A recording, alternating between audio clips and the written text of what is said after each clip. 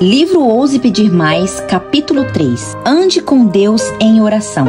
O que significa ser amigo? Valéria e eu somos melhores amigas desde os 7 anos de idade. Além de ter crescido nos divertindo juntas, depois de adulta, nós moramos juntas, viajamos juntas, fizemos missões juntas, clamamos abrindo o coração juntas e muito mais. Com tudo isso, passamos-nos a conhecer muito bem. Quando Valéria olhava para mim, com frequência, conseguia adivinhar o que ela estava pensando.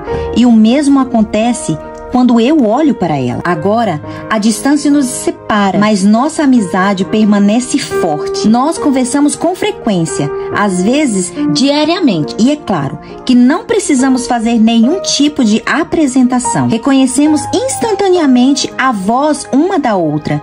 E desde o começo, falamos aquilo que está no coração, continuando onde paramos a última conversa. Quando encontramos dificuldades, dividimos a dor uma da outra. E quando nos alegramos, compartilhamos a alegria. Somos amigas que já passaram por muitos altos e baixos ao longo dos anos. E não tenho preocupação de que Valéria descartará nossa amizade se eu disser ou fizer alguma coisa errada. É assim que nosso relacionamento com Deus deveria ser.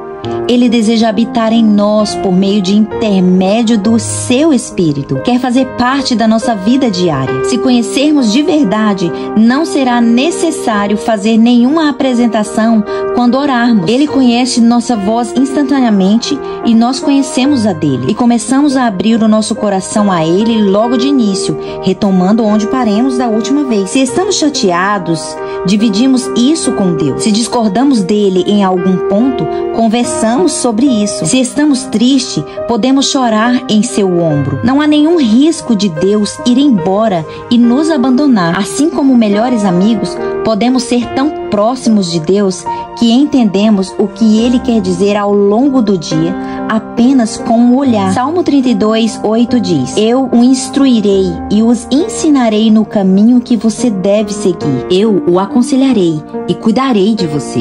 Quando estivermos em uma loja, quem sabe poderemos comprar algo que não deveríamos adquirir. Não estaremos de joelho em oração no momento, mas como passamos tempo diário em sua palavra, veremos imediatamente o seu olhar de desaprovação. Não compre isso.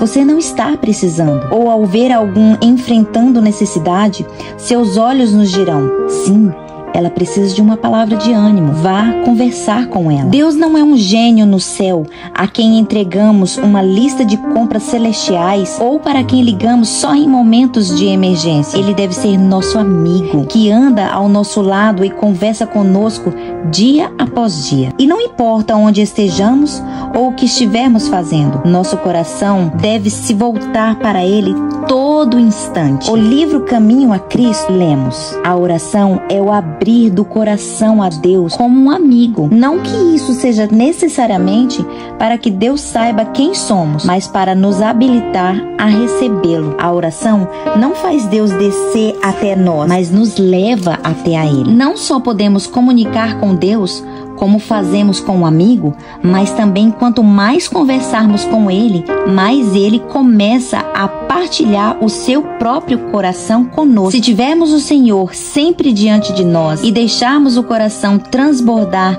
em ações de graça e louvores a Ele, teremos frescor contínuo em nossa vida religiosa. Nossas orações terão a forma de uma conversa com Deus, como se falássemos com um amigo. Ele nos falará pessoalmente de seus ministérios, frequentemente advertir-nos-á um senso agradável e alegre da presença de Jesus. O coração arderá muitas vezes em nós quando Ele achegar para comungar conosco, como fazia com Enoque. Quando essa for, em verdade, a experiência do cristão, ver-se-lhe-ão na vida simplicidade, mansidão, brandura, humildade de coração, que mostrarão a todos os que com Ele mantêm contato e que esteve com Jesus e dele aprendeu. Necessitamos mais dessa simplicidade fresca em nossa caminhada com Deus. Quando lutemos ou passamos por dificuldades, em vez de consultar nossos melhores amigos humanos, devemos primeiro sair correndo até Deus com nossos fardos. Ele é verdadeiramente o melhor amigo que poderíamos ter. O que significa ser amigo de Deus? Uma coisa é dizer que Deus é nosso amigo. Outra coisa bem diferente é Ele dizer que somos amigo dele. Se somos seus amigos, isso quer dizer que Ele sabe que nós o amamos e que pode nos confiar o que vai em seu coração. Era assim com Abraão. Abraão não tinha apenas relacionamento particular silencioso com Deus. Era conhecido em toda a sua região por ser amigo de Deus. A Bíblia registra que esse foi o legado da vida do patriarca. Cumpriu-se assim a escritura que diz: Abraão creu em Deus, e isso foi creditado com justiça, e ele foi chamado amigo de Deus. Tiago 2:23. Para mim, esse título supera qualquer outra designação ministerial. Deus e Abraão era tão íntimo que o Senhor permitia que esse argumentasse acerca dos seus planos divinos. Reflita o diálogo registrado em Gênesis 18:20-33, acerca da destruição iminente de Sodoma e Gomorra. Você já se perguntou o que teria acontecido se Abraão tivesse continuado a pressionar Deus como fez? Será que o Senhor teria poupado a cidade para apenas uma ou duas pessoas justas? Talvez a porta da graça de Sodoma e Gomorra houvesse permanecido aberta um pouco mais por causa de sua insistência de Abraão, o amigo de Deus. Abraão não foi o único a desenvolver um relacionamento tão íntimo com o Senhor a ponto de poder argumentar com ele. Moisés andava e conversava com Deus todos os dias. Êxodo 33:11. Ele relata: o Senhor falava com Moisés face a face, com quem falava com um amigo. Certo dia, enquanto estavam conversando, Deus ficou muito irado porque lá no vale os filhos de Israel haviam feito para si um bezerro de ouro e o estavam adorando. Depois de tudo o que o Senhor fizera por eles, após todas as vezes que o livraram, depois de abrir as águas diante deles e alimentá-los milagrosamente com maná, eles ainda duvidavam de que Deus seria capaz de conduzi-lo até a terra prometida. Ainda se voltaram para outros deuses. Ao construir o bezerro de ouro, os israelitas anularam a sua aliança com Deus. Por causa do pecado, perderam o direito ao favor divino. O Senhor disse a Moisés: agora, pois, deixa-me para que se acenda contra eles o meu furor, e eu os consumo, e de ti farei uma grande nação. Êxodo 32:10. Moisés discordou e começou a suplicar com Deus: Deus, isso não parece o Senhor falando. O Senhor vai exterminar o seu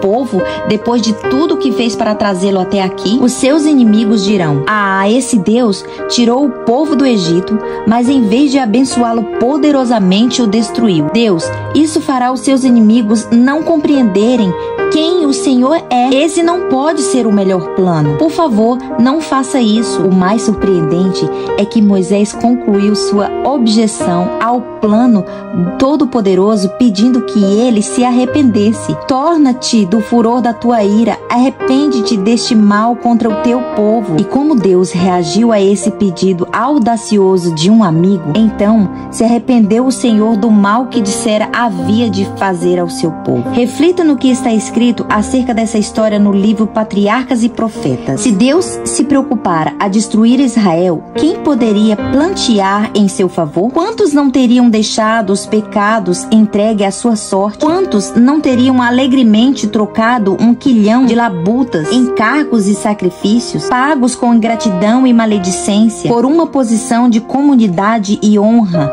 quando era o próprio Deus que oferecia o livramento? Moisés, porém, entrevia bases para esperança onde apenas aparecia desânimo e ira. As palavras de Deus, deixa-me, compreendeu ele, não proibirem, mas sim alertarem a intercessão, implicando que coisa alguma, a não ser as orações de Moisés, poderia salvar Israel, mas que sendo assim rogado, Deus pouparia o seu povo. Essa história é um exemplo não de Deus ficar irado e Moisés ter ousadia ou suficiente para dissuadir a raiva divina e fazer o Senhor mudar de ideia, mas Deus convidando Moisés para interceder por Israel a fim de que ele pudesse agir. A justiça demandava a destruição dos israelitas.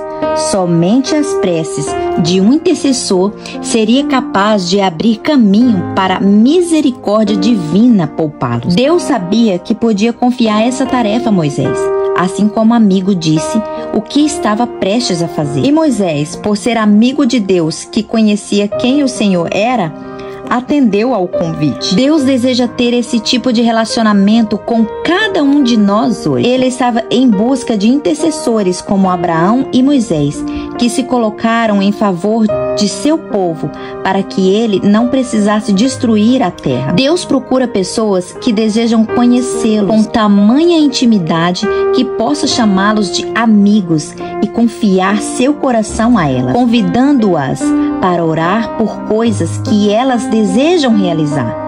Estamos dispostos a ser amigos de Deus assim? A maioria de nossas orações hoje em dia, em vez de fazer súplicas pelo livramento do povo de Deus e pela salvação das nações perdidas, é bastante limitadas e egocêntrica. Boa parte de nossas preces se parece mais com blá blá blá espiritual. É assim que o autor Eric Leide descreveu a oração tipo blá blá blá. O blá blá blá de aspectos espirituais tende a ser egocêntricos em conteúdos implorando por confortos e proteções, prazos que precisam ser cumpridos, mãos de cirurgiões a serem guiadas, provas a se passar e alimentos a serem abençoados. Nós sempre estamos no centro. Embora não há nada de errado em orar acerca das próprias necessidades pessoais, a oração histórica da vida real é bem diferente. É baseada na noção de se esquecer do eu. A oração legítima, inspirada pelo céu, do tipo que move montanhas e alcançada tempestades, não é algo que a igreja moderna esteja acostumada a fazer. É claro que Deus se importa com os detalhes de nossa vida. O Senhor deseja que conversamos com Ele sobre essas coisas, assim como falamos com o nosso melhor amigo, mas não quer que paremos por aí. Milhares fora de nossas portas ainda tiveram o privilégio de conhecer Cristo como nós. Milhões ao redor do mundo estão famintos pelo dom da salvação. Enquanto debatemos doutrinas ou fazemos reuniões de comunicação para discutir como ajudar nossas igrejas a crescer, cristãos em países como Irã, Coreia do Sul, do Norte, sofrem martírio por sua fé. Sabemos disso? Oramos por essas coisas? Será que nós importamos? Quando mantemos o foco em oração em nós mesmos, fica claro que não entendemos de verdade o coração de Deus. Não vemos suas lágrimas de tristeza pelos sofredores e perdidos. Quando compreendemos seu amor por aqueles que estão em trevas, nós passamos a ser parceiro dele no serviço. Choramos quando ele chora e oremos pelas preocupações dele, não só pelas nossas. Nós tornamos amigos dele de verdade. E é então que começamos a tocar o início da fronteira infinita de possibilidades na vida de fé. É nessa posição de amigos de Deus que começamos a aprender a fazer as orações históricas que mudam o mundo, assim como homens e mulheres do passado faziam com tanta frequência. Como orar pela inspiração do Espírito Santo? Ao ler as histórias incríveis de oração respondidas ao longo da Bíblia, as que mais chamam a atenção são as que relatam vitórias impossíveis em territórios tomados, pessoas libertas das trevas e escravidão, e o povo de Deus seguindo adiante com força e poder. Esse era o principal desejo de Deus nos tempos bíblicos e continua a ser sua vontade hoje. Logo, uma das chaves mais importantes para receber respostas à oração como homens e mulheres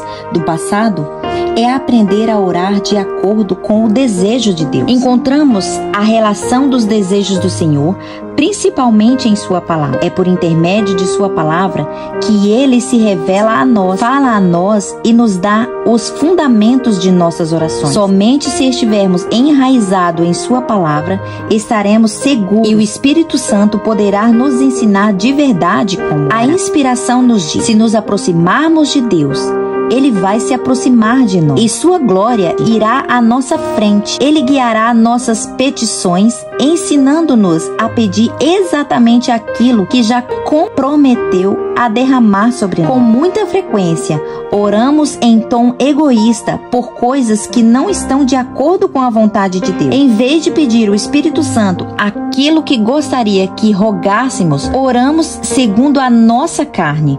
Tiago 4:3 diz: Pedis e não recebereis, porque pedis mal, para esbanjardes em vossos prazeres. Graças a Deus, também o Espírito semelhante nos assiste em nossa fraqueza, porque não sabemos orar como convém, mas o mesmo Espírito intercede por nós sobremaneira com gemidos inexprimíveis. E aquele que sonda os corações sabe qual é a mente do Espírito, porque segundo a vontade de Deus é que ele intercede pelos santos. Romanos 8:26-27. Quando oramos com o nosso coração sincero, mesmo se nosso pedido estiver errado, Deus transformará nossas orações egoístas para o nosso bem e para a sua glória. E a longo prazo, essa será, na verdade, nossa vontade. Mais do que apenas transformar nossas orações entre a terra e o céu, Ele deseja nos transformar e nos ensinar a orar. Queremos que os desejos deles se transformem nos nossos e nossos desejos se tornam os dele. E isso é possível. Se o instrumento humano consistir, Deus poderá e fará identificar sua vontade com todos os pensamentos e alvos, e de tal modo moldará nosso coração e mente em conformidade com a palavra, que quando obedecermos à sua vontade, estaremos simplesmente exercendo os impulsos de nossa mente. Todos os que assim forem não possuirão uma disposição profana, egoísta, pronta a executar sua própria vontade, mas terão um determinado fervoroso e fiel zelo pela glória de Deus. Essa é a beleza de aprender a orar pela inspiração do Espírito Santo. Por causa do sangue de Cristo, cujas preces justas cobrem as nossas, temos a confiança de que nossas orações chegaram à sala do trono dos céus, pois Ele nos diz: e tudo quanto pedis em meu nome, isso farei, a fim de que o Pai seja glorificado no Filho. Se me pedires alguma coisa em meu nome, eu o farei. João 4:13-14. Conhecimento pessoal de Deus. Muitos cristãos hoje só conhecem o Deus de seus pais ou o Deus de sua igreja. Assim apenas se deixam levar pela correnteza, seguindo o exemplo de quem está ao seu redor, mas sem nunca conhecer Deus de verdade como amigo pessoal. Sim, cremos que Deus é o Deus da igreja, que deve ser Deus de nossa família também. Antes de mais nada, Ele precisa ser nosso. Querido amigo, você conhece pessoalmente o Deus de Abraão, Isaque e Jacó? Ele é o seu Deus hoje? Você confia que o sangue dele levará os seus pecados, ou tem a esperança de ser salvo pela fé de outra pessoa? Não nos salvamos porque nossos pais andaram com Deus. Não seremos salvos porque nosso nome está escrito no rol de membros da igreja, e nem porque exercemos posição de liderança no ministério. Nenhuma dessas coisas vai nos ajudar se não escolhermos individualmente entregar o nosso coração a Deus. Devemos orar: Senhor, toma meu coração, pois não posso dar. É tua prioridade. Conserva puro, pois não posso conservá-lo para ti. Salva-me a despeito de mim mesmo, tão fraco, tão dessemelhante de Cristo. Molda-me, forma-me e eleva-me a uma atmosfera pura e santa, onde a rica corrente de teu amor possa fluir para a minha alma. Essa oração de entrega não cessa depois de nos entregarmos uma vez. Ela deve continuar a ser feita dia após dia. Não é só princípio de vida cristã que essa entrega do próprio eu deve ser feita. Deve ser renovada a cada passo dado à direção do céu. Todas as nossas boas obras dependem de um poder que não está em nós. Portanto, deve haver um contínuo almejar do coração após Deus, uma contínua fervorosa, contrita confissão de pecado, humilhação da alma perante Ele. Só podemos caminhar com segurança por uma constante negação do próprio eu e confiança em Cristo. Deixemos de lado nossa agenda tão concentrada de nós mesmos e busquemos o Senhor em primeiro lugar hoje, para que a vontade dele se cumpra e o seu nome seja glorificado em nossa vida. Ousemos andar, viver e orar de maneira diferente, porque Ele verdadeiramente é nosso Salvador e amigo pessoal. Entreguemos a Ele nosso coração. Então, como os homens e as mulheres do passado, poderemos seguir adiante, fazendo pedidos audaciosos à medida que ousemos pedir mais. Não estamos falando com qualquer um, mas com o Rei que também é nosso Pai e nosso melhor amigo.